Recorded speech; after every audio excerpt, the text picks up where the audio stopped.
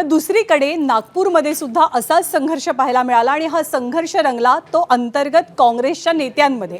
नागपूरमध्ये काय झालं तर एक वेगळं चित्र दिसलं। काँग्रेसकडनं माजी जिल्हा परिषद सदस्य दिनेश ढोले आणि प्रदेश काँग्रेसचे प्रवक्ते अतुल लोंढे या दोघांनी सुद्धा उमेदवारी अर्ज भरलाय।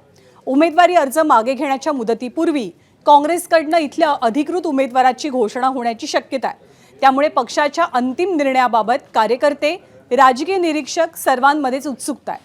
महसूल मंत्री चंद्रशेखर बावनकुळे विधानसभा निवडणुकीत विजयी झाल्यावर त्यांनी विधान परिषदेच्या सदस्यत्वाचा राजीनामा दिला। त्यानंतर ही जागा रिक्त झालेली असून त्यासाठी पोटनिवडणूक होतीये।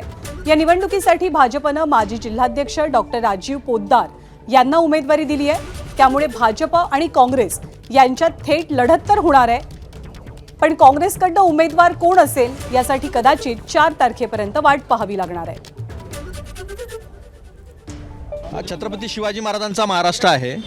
छत्रपती शिवाजी महाराजांकडे 1/10 पण सैन्य नव्हतं, पण प्रत्येक लढाई ते जिंकले होते, कारण की त्याच्या मागे स्वराज्याची कन्सेप्ट होती। आज जनता ज्या पद्धतीने चेपलेली आहे, जनता ज्या पद्धतीने महागाईमध्ये चेपलेली आहे, बेरोजगारीमध्ये चेपली आहे, नीटचे पेपर म्हणजे पेपर लीक सरकार आहे, या सगळ्याच्या विरोधामध्ये जे प्रतिनिधी निवडून दिलेले आहे जनतेने, त्या प्रतिनिधीकडनं याच्या विरोधात लढणाऱ्या काँग्रेसला मतदान करावं अशी जनमानसाची भावना आहे। ते प्रतिनिधी नक्कीच काँग्रेसला मतदान करतील असा आमचा विश्वास आहे।